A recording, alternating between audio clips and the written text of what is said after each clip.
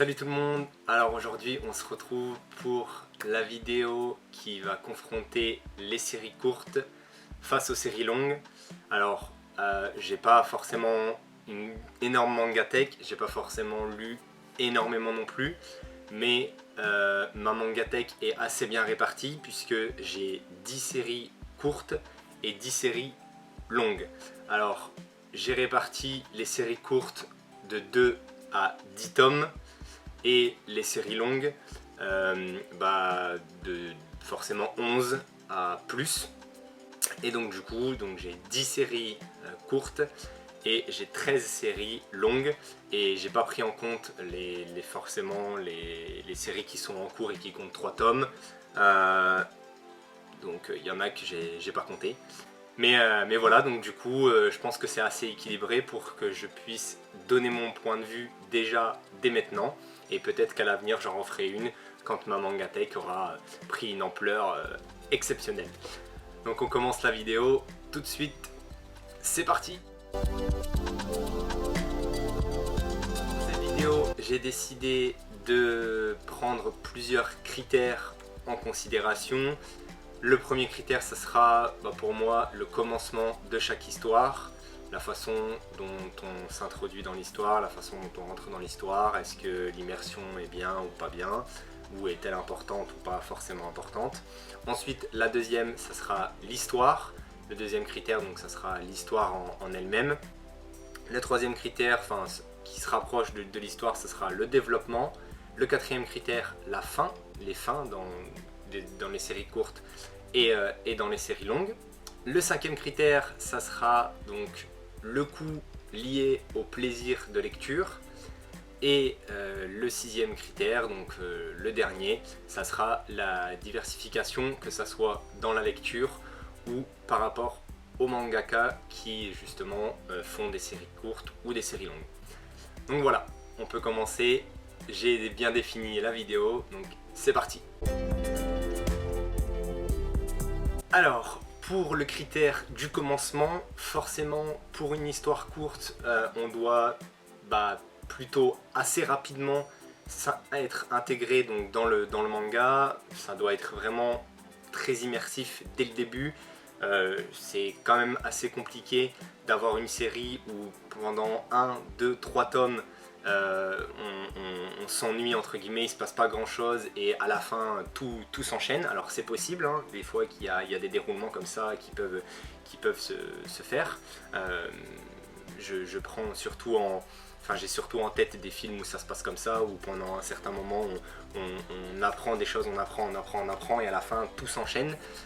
Donc je pense que c'est possible. En tout cas j'ai jamais lu ce genre d'œuvre pour l'instant, mais j'estime que pour une série courte, il est plus important d'avoir une entrée, on va dire, fracassante dans le manga, une entrée qui donne envie de voir la suite et qui ne s'arrête jamais.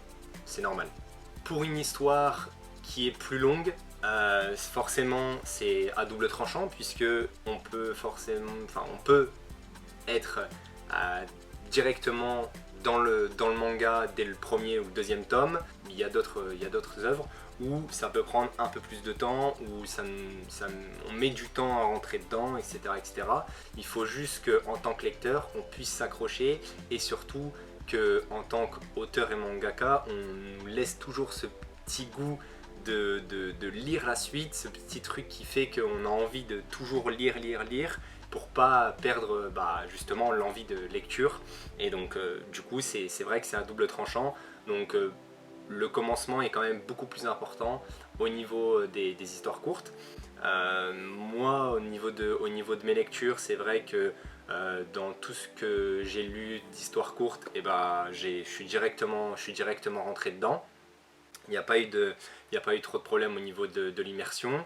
Au niveau des séries longues, justement, des fois ça a pu prendre un petit peu plus de temps, ou des fois j'ai pu rentrer également facilement dans le tome, dans l'œuvre, et du coup c'est à peu près pour moi équivalent à ce niveau-là. Pour le paramètre de l'histoire en elle-même, tous les tomes que j'ai ont une histoire qui donne envie, une histoire qui m'a intéressé, peu importe les œuvres, que ce soit Tokyo Revenger, Vinland, Aku le chasseur maudit, on y reviendra, Search and Destroy, toutes les œuvres en tout cas qu'il y a derrière moi m'ont donné envie d'être lues, m'ont donné envie d'être découvertes, et moi j'ai franchement kiffé toutes les histoires que j'ai lues, je les ai vraiment toutes appréciées pour le moment, donc est-ce que j'ai fait les bons choix ou est-ce que j'ai eu de la chance, je sais pas, mais en tout cas j'estime avoir été assez gâté à ce niveau-là, donc du coup au niveau des histoires, pareil, j'ai pas senti en tout cas de grosses différences entre une histoire qui vraiment en jette et qui est vraiment au-dessus du lot ou une histoire qui est complètement nulle. Moi, j'ai quand même eu tout le temps des bonnes histoires qui m'ont donné envie. On enchaîne avec le troisième critère qui aurait pu être lié au critère de l'histoire, qui est le développement justement de chaque histoire. Là, pour le coup, ça peut être assez différent.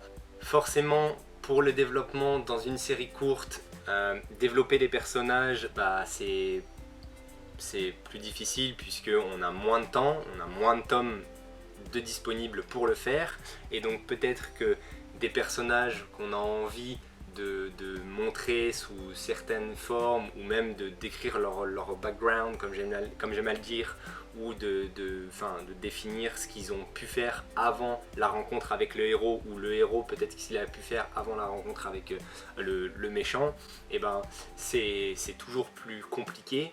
Certains arrivent quand même bien à le faire, puisque peut-être en 1, 2, 3 cases on arrive à se rendre compte de l'état d'esprit de chaque personnage, ou de ce qu'ils ont vécu, mais forcément pour le développement d'une histoire, en tout cas pour les personnages, je parle bien pour les personnages, dans une série longue, ça sera toujours plus appréciable. Et là où une série longue après peut-être que je me trompe, mais là où une série longue va faire la différence, c'est que un personnage, peut-être un méchant qu'on retrouve à chaque fois en duel face à un héros, on commence à moins l'aimer, il commence à nous agacer, il commence à nous énerver, et en plus de ça, si on voit qu'il a fait du mal à l'entourage du héros, on va avoir encore plus envie de voir justement ce duel final avec le héros et voir le héros gagner.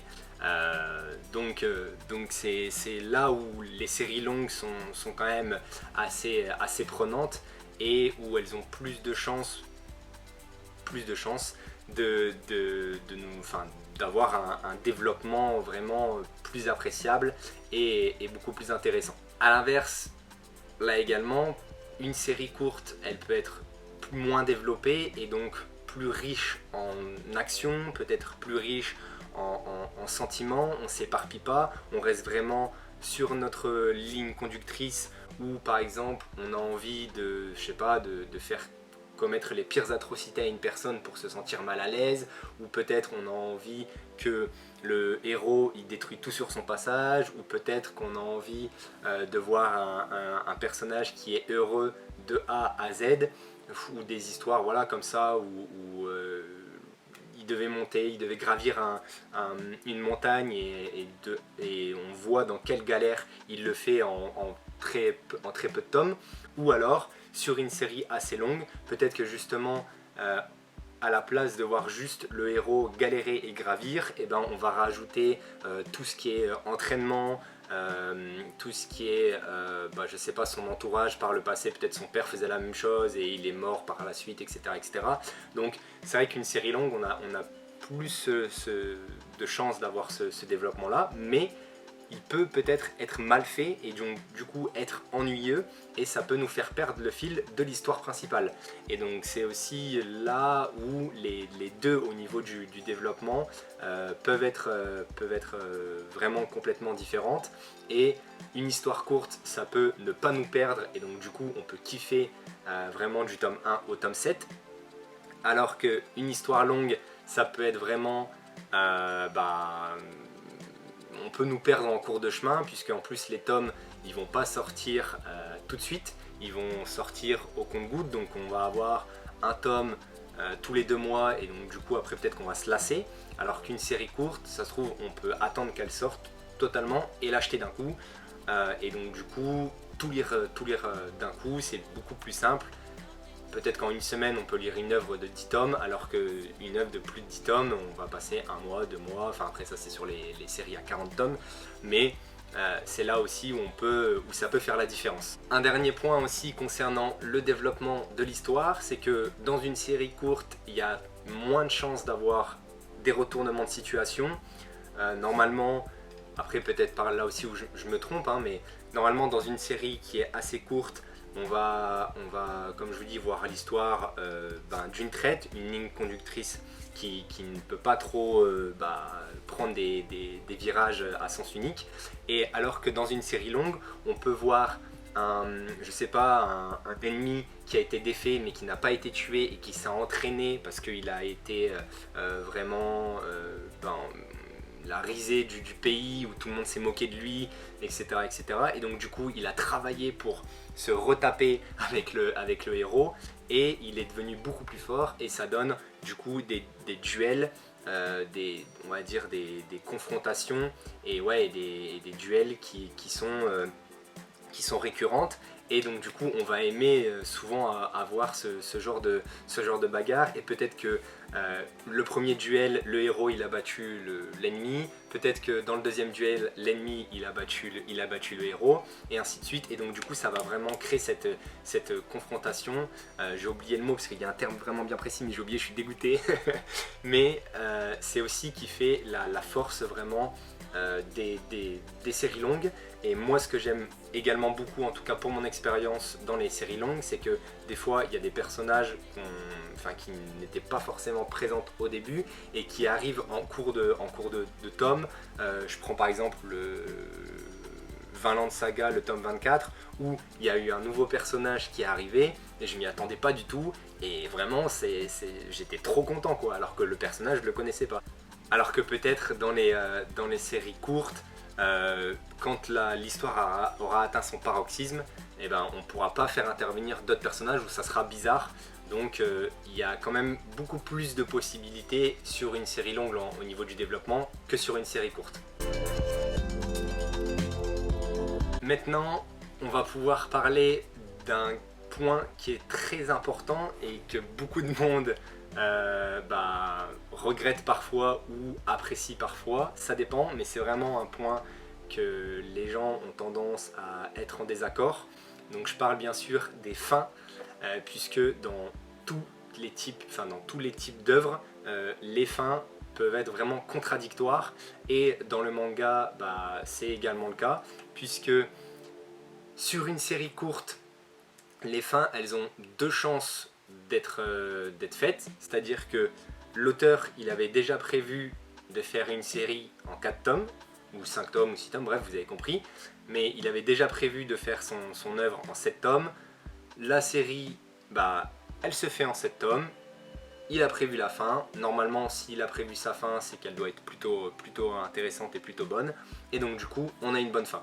Pour le deuxième cas de figure, c'est également une série courte mais qui a vu son œuvre se terminer prématurément. Je prends l'exemple de notre ami Kishimoto au-dessus, malheureusement le bébé, enfin le père de Naruto, qui avec Samurai 8 ou Samurai 8, je sais pas trop, a voulu créer une nouvelle série qui de base moi m'intéressait pas mal, mais au Japon ça n'a pas pris, et du coup son œuvre elle devait peut-être faire 15-20 tomes et elle en compte que 5, et donc du coup le premier tome il a voulu développer, le deuxième tome il a voulu développer, le troisième tome peut-être que là aussi il a voulu développer, et à partir du quatrième on lui a dit par contre va falloir que tu termines vite parce que ton manga il paye pas, il se vend pas, donc il te reste plus que 2 tomes pour terminer ton histoire, et là c'est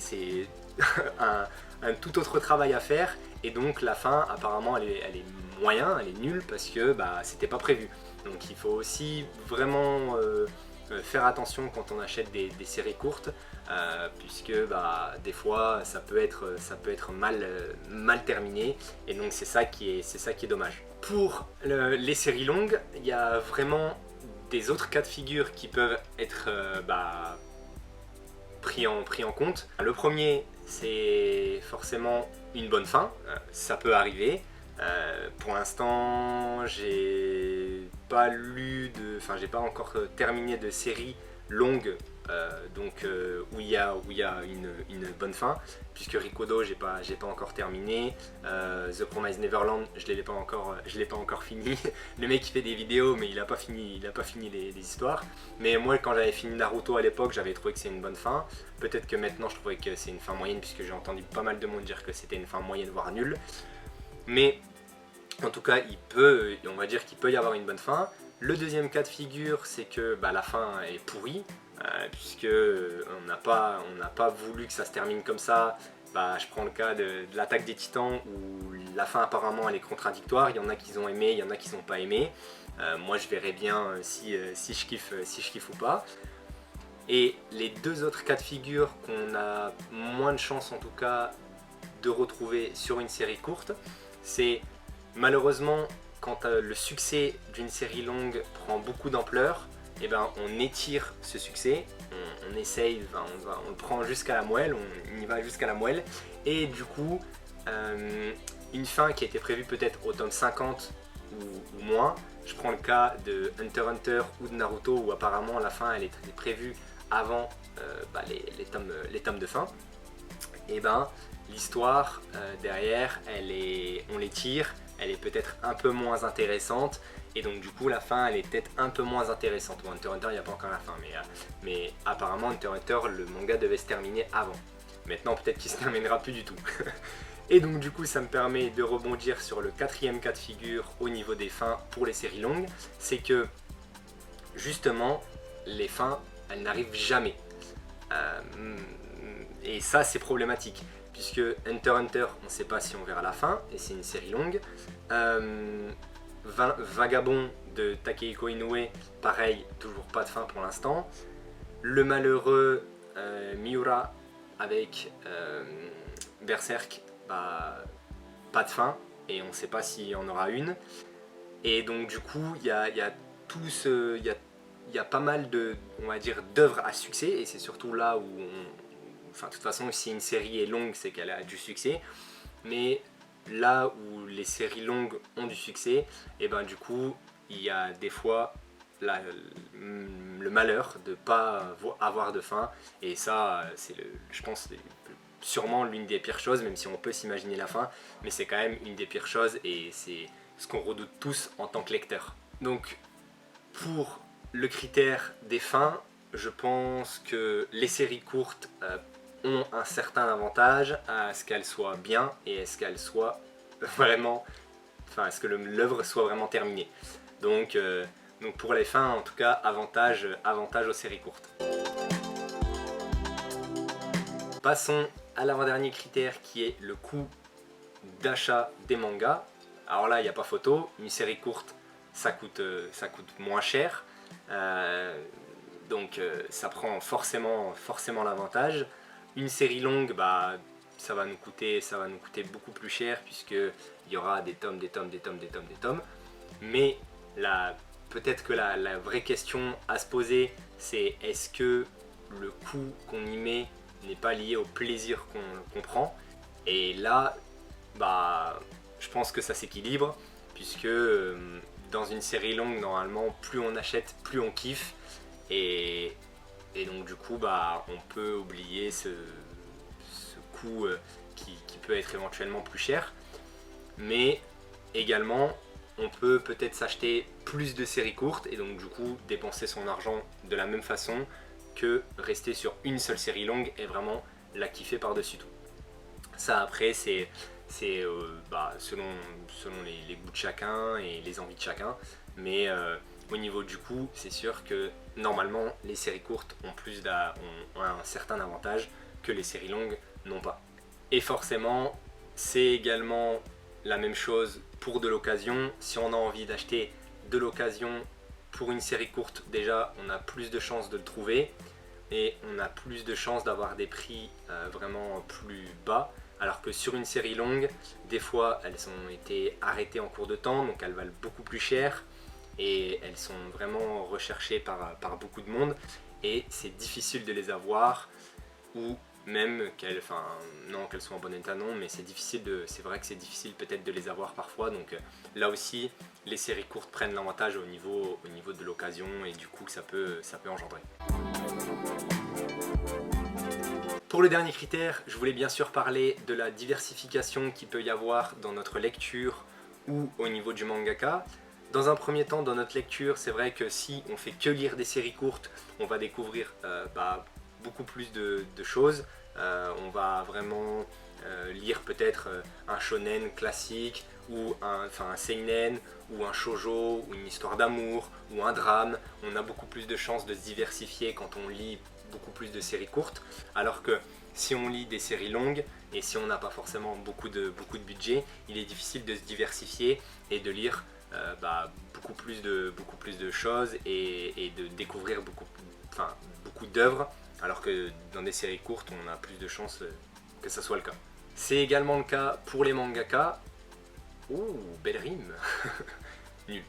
Mais pour un mangaka qui est en train d'être sur une série longue de, je prends 60, même 50, voire même 40 tomes, dès qu'un mangaka est sur 40 tomes, c'est difficile pour lui de repartir avec une autre série et de se diversifier. Souvent les mangaka qui se diversifient, ils sont aux alentours de 30-35 tomes max et après ils changent puisque déjà ils ont le temps. Après forcément tout dépend aussi de leur vitesse de travail, de leur santé et de leur succès. Mais des personnes qui ont 5, 6, 10 séries de 30 tomes, c'est vraiment très très rare. C'est soit elles ont des longues séries comme Yusui Hara qui est derrière moi avec Kingdom, qui a 60 tomes à l'heure actuelle et qui fait ça peut-être depuis 15 ans ou 20 ans. Pareil pour Vinland Saga où il est très lent, l'auteur est très très lent et il met, et là ça fait 10 ans qu'il est dessus je crois également, et il pense finir peut-être dans 5 ans ou 7 ans, je sais pas trop, mais donc du coup ça dépend de la vitesse de travail. Mais pour le mangaka, c'est vrai que c'est plus difficile de se diversifier quand on est sur une série longue plutôt que quand on fait plusieurs petites séries courtes. La preuve avec aussi ce petit Atsushi Kaneko, ou ce grand Atsushi Kaneko, qui se diversifiait quand même pas mal, qui a fait pas mal d'œuvres. Pareil avec Tsutomu Takahashi, où lui il est déjà à 5-6 œuvres, voire 7 œuvres différentes, ou peut-être qu'il a, j'ai pas tout lu, mais peut-être qu'il s'est testé sur certaines choses, mais je sais qu'il a une panoplie d'œuvres complètement différentes les unes des autres, même si peut-être qu'elles se rapprochent via la bagarre, etc. Mais en tout cas, il est difficile d'avoir de la diversité, donc sur un mangaka qui fait des séries longues comme Oda avec One Piece, ça m'étonnerait qu'il fasse autre chose que One Piece. Pour terminer cette vidéo, on va parler de ma préférence. Moi, je pense quand même avoir une petite préférence pour les séries longues, même si j'aime également les séries courtes. Alors après, chacun en plus définit séries longues, séries courtes. Moi là actuellement je l'ai fait de 2 à 10 pour les séries courtes, mais ça peut être de 2 à 15 ou de 2 à 20 pour une série courte. Moi j'estime que ouais allez, j'aurais pu peut-être monter à 15, mais du coup de 2 à 10 c'est une série courte, et au-delà pour moi c'est une série qui est assez longue. Mais bizarrement, j'ai toujours tendance à m'orienter vers les séries qui sont mi-longues, voire longues, puisque j'aime beaucoup avoir ce développement, à voir voir le background des anciens personnages, ou des personnages que les héros combattent, ou même des potes du héros, on ne sait pas d'où ils viennent, ils deviennent amis, mais après on a envie d'en savoir plus quand même, est-ce qu'il est bizarre, est-ce qu'il n'est pas bizarre, et donc tout ça, on va plus le retrouver dans les séries longues. Donc moi j'ai une mini préférence pour les séries longues, j'aime beaucoup les séries courtes également, mais les séries longues je les apprécie d'autant plus. Après, comme je vous dis, peut-être qu'à l'avenir ça va changer. J'ai pas non plus énormément lu, ni lu énormément d'œuvres, donc peut-être que dans 1 an, 2 ans, quand j'aurai lu beaucoup plus, j'aurai plus d'expérience et peut-être que mon avis aura changé. Mais pour l'instant, j'ai une petite préférence pour les séries longues. La vidéo se termine ici, j'espère qu'elle vous a plu. Moi en tout cas ça a été un plaisir de la faire, j'espère ne pas avoir trop parlé, j'espère qu'il y a encore des gens qui ont été jusqu'au bout de la vidéo et qui me voient ici. En tout cas, dites-moi vous en commentaire si vous préférez les séries courtes ou les séries longues. N'hésitez pas à partager la vidéo, à vous abonner et moi je vous dis à bientôt pour une prochaine. Salut! Alors que l'histoire elle est vraiment dans son plus haut, dans sa plus haute... Est-ce que je vais réussir?